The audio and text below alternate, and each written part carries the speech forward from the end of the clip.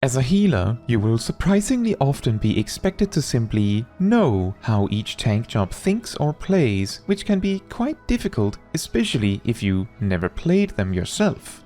This can be something like playing around the warrior's incredible self-healing, or reacting appropriately to the classic "I'm using Living Dead" announcement, which might be completely meaningless if you don't even know what that even is. In this video, I will go over, from a healer's perspective, how each tank functions in terms of features you might care about, such as their ability to keep themselves alive. In addition, as I go over each tank, I will highlight the differences at different level ranges. Obviously, if you are in a leveling dungeon at level 30, the fact that an expert warrior hardly needs a healer at max level isn't particularly helpful, is it? Let's first start with some general stuff. Good tanks will typically make use of so-called defensive cooldown cycling, which means that once a pull reaches a standstill, they will start with a short cooldown, if they have one, followed by a big cooldown, and then gradually make their way back and forth between short and big cooldowns, with the exact size of the big cooldowns gradually diminishing as options get spent. The purpose of this strategy is that earlier in a pull you need more damage reduction, and as the mobs die off, you need less. A common example of this is a warrior leading with Bloodwetting and then using Vengeance, followed by Bloodwetting again, should that be necessary, and then using Reprisal. This of course also means that if a tank is not doing this, that should be a warning sign for you as a healer, that you might need to work extra hard to keep them alive. Some tanks will also use their invulnerability aggressively, as opposed to what some players refer to as panic buttons. Using an invulnerability aggressively usually includes intentionally not using any other defensive options to intentionally lead to the state where the invulnerability is most effective. Some of those tanks will actually warn you when they do this, but not all will, so sometimes you will have to play around it. I will explain how each tank uses their invulnerability in this way in their respective sections.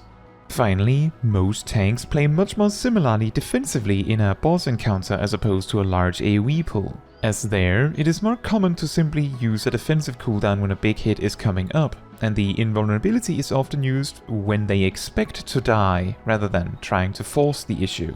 As such, the bigger variances between the tanks will be clearer on AoE pools, although not invisible on a boss fight.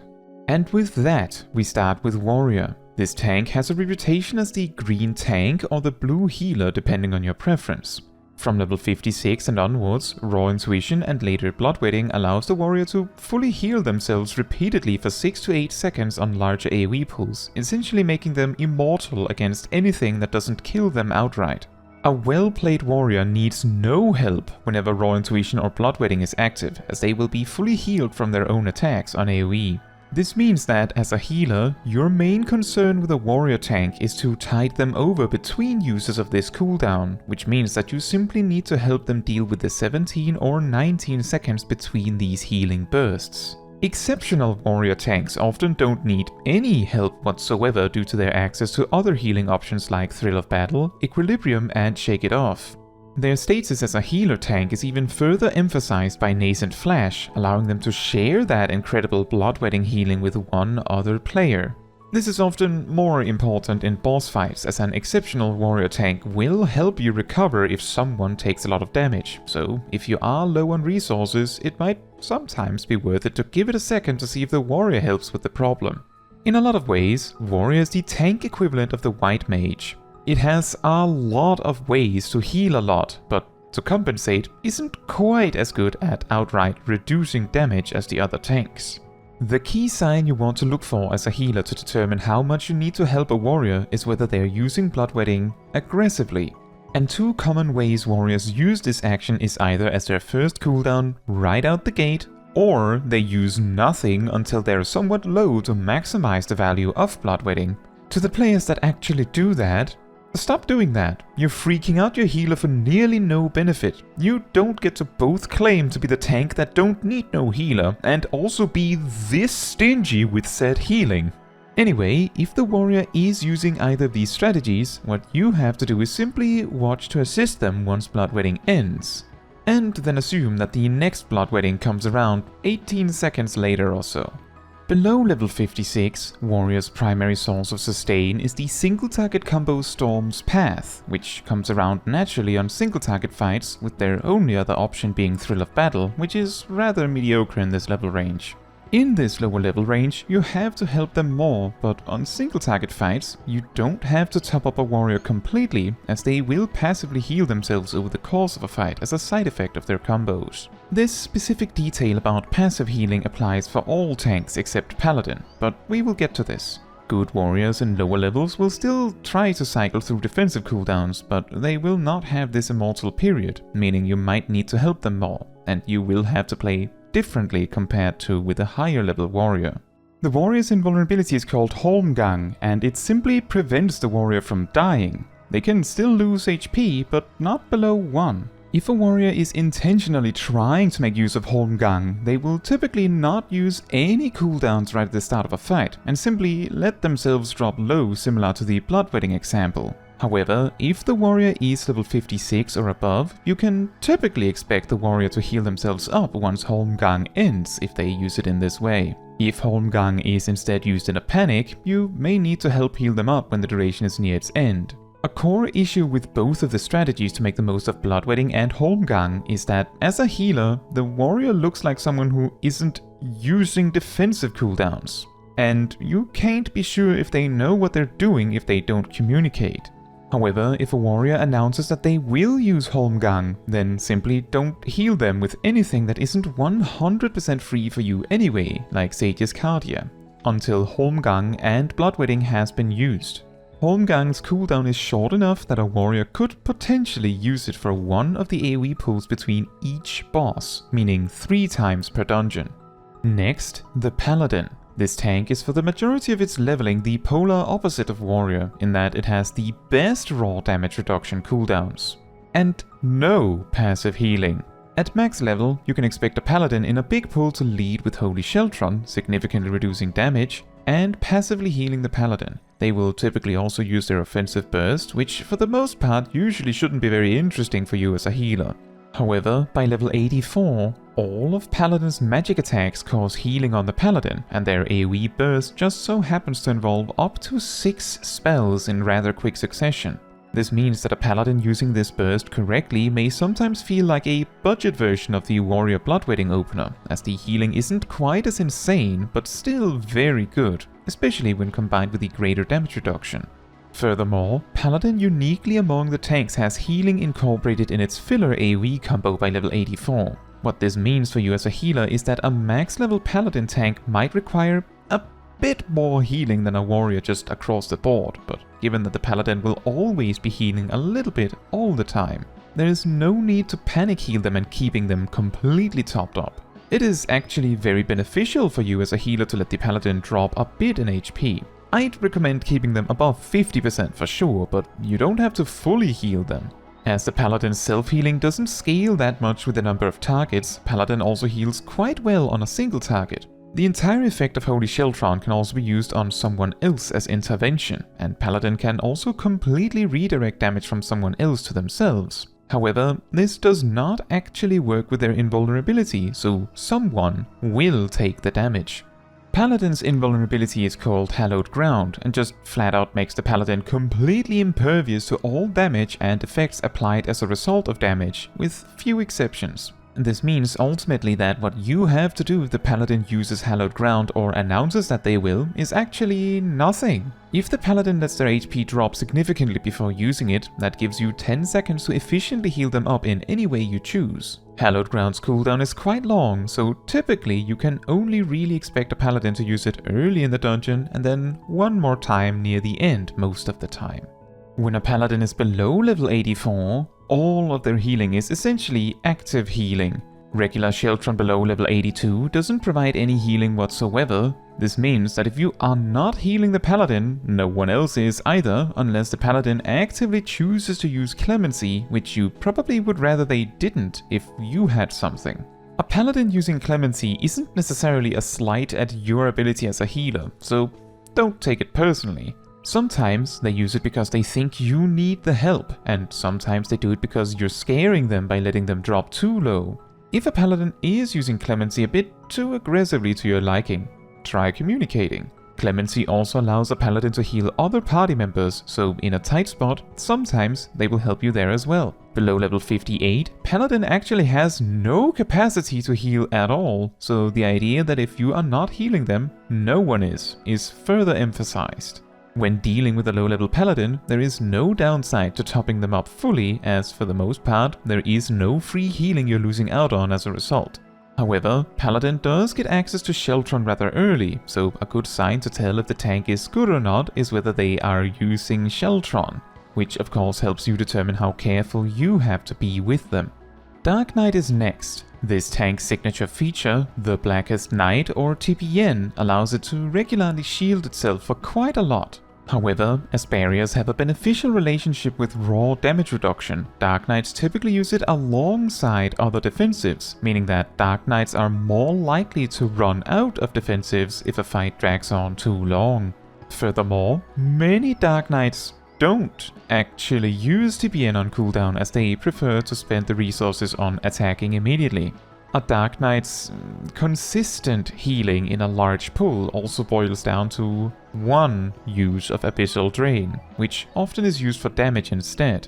As a result, you can't really expect a Dark Knight to do any of the heavy lifting on keeping them alive aside from damage reduction. You can often expect a good Dark Knight to be using TPN very aggressively during AoE pulls, meaning you potentially get a new shield every 15 seconds or so. You can often also see this telegraphed, as such a Dark Knight would not spend all of their MP outright. Like Warrior, on a single target, Dark Knights heal passively through Soul Eater in their filler combos. Notably, TPN can also be used on other players in a tight spot, so sometimes the Dark Knight might assist with saving someone. Dark Knight's invulnerability is called Living Dead and is the most complicated of them all.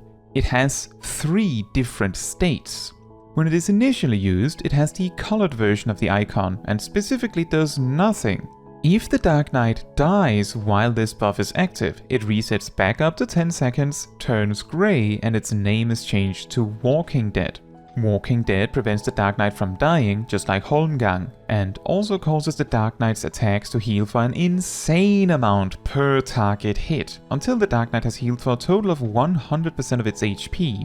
That is to say, not when the Dark Knight's HP hits 100%, but when they have been healed for an amount equal to their max HP. If the buff runs out naturally in this grey state, the Dark Knight immediately dies. If they get healed enough, it will instead change again into a red version of the Raise icon, called Undead Rebirth. This buff has the remaining duration of the Walking Dead buff, and is effectively the same as Holmgang. The Dark Knight cannot die. As a healer, the way you should play around Living Dead is if the Dark Knight announces that they will use it, or have used it, or you see the buff itself on them, you should stop healing them completely.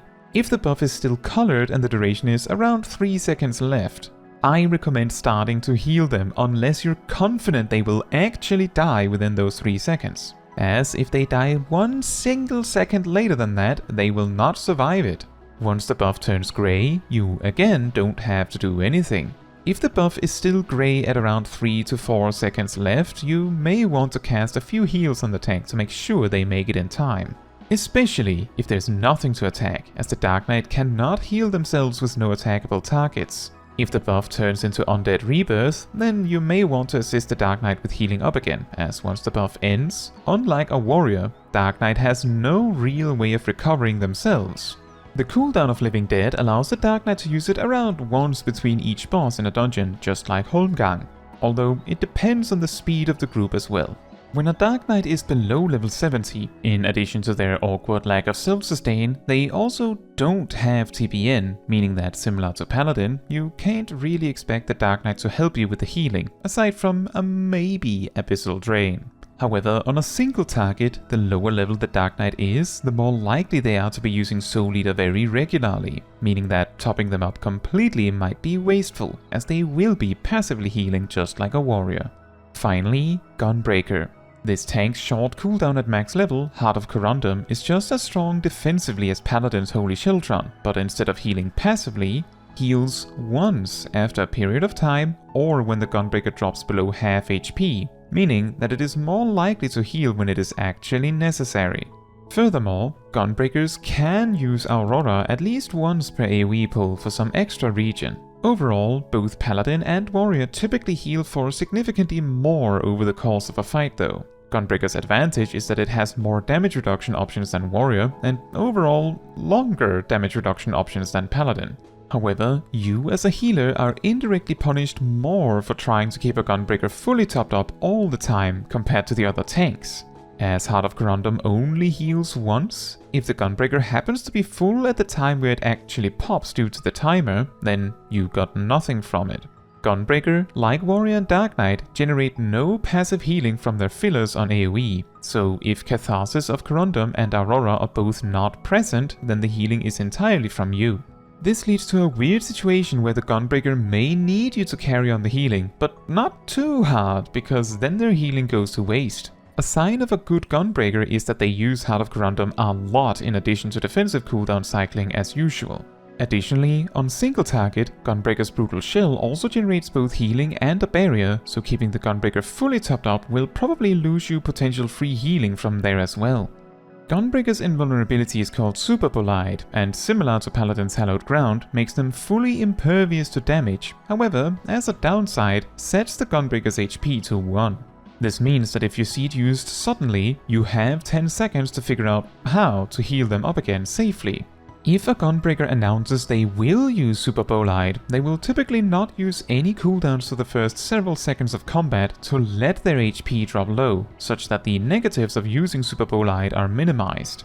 In such a situation, you of course should not heal them until Superbolide is actually used. A good Gunbreaker will also be helping with the healing by making good use of Heart of Corundum and Aurora during the duration, so you may not have to do all the heavy lifting yourself. As with Dark Knights and Warriors, with no announcement, it can be dangerous to assume that the tank is doing this, as they similarly might just be bad. Superbolide's cooldown is long enough that often they only get to use it once for one of the first 2 pulls and once for one of the last 2 pulls in a dungeon. Gunbreakers below level 82 get no healing from the weaker Heart of Stone, and below level 45 actually have no self-healing in AoE combat unless they resort to Brutal Shell in their single target combo, meaning that you have to do all the healing. Despite lacking a short defensive cooldown in this level range, the fact that Gunbreaker gets camouflage super early means that it is more common that Gunbreakers have plenty of defensives between packs in these lower levels. So at least you would be able to expect them to make use of them if they're good at the job. And just to round up, for a guide aimed at healers, you might be thinking I'm being very vague about what exactly you should do about it. The problem there is exactly what each healer should do about it can vary heavily, and if I had to go over each tank and healer combination, this video would be 4 times longer. The important part is that pure healers like White Mage and Astrologian can typically more safely let the tank drop low just in case, as their toolkits are well suited to quickly heal someone up. Barrier healers like Scholar and Sage instead prefer to keep the tank at a stable HP amount and gradually feed them with healing all the time. And so, unless the tank specifically requests it, you generally don't want them to go much below 50% intentionally. With that said, maybe you have specific questions about what a healer can do in a specific situation, maybe with a specific kind of tank. Maybe you have some tricks that you use to play around certain tanks. Or maybe you have tricks to play around weird things that some tanks do. Whatever it is, I would love to hear about it in the comments. Now, that is all for this video. Thank you so much for watching. If you would like to support me and my channel more directly, you can become a member like these wonderful people here. You can also alternatively support me through Ko-Fi. You can also support the channel by letting the YouTube algorithm know by liking the video, leaving a comment, subscribing, sharing, and hitting the bell to get notified when next I post a video. Fun fact, Living Dead used to be a lot worse. The old version of Walking Dead didn't provide any healing, and if you were healed enough, it would just disappear rather than turn into undead rebirth, which meant receiving healing could end your invulnerability state abruptly, making it the worst invulnerability in the game because you could not rely on it safely.